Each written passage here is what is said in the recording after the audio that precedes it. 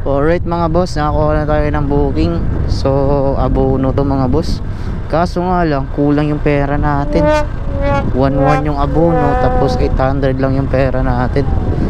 Okay sana kung papayag si madam na i-Gcash na lang natin yung 300 pagdating natin sa drop off. Sana mapapayag natin si madam. Wait.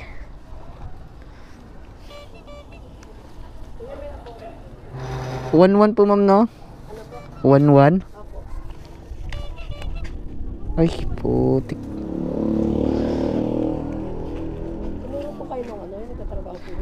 Bali ano, nakakita ko lang.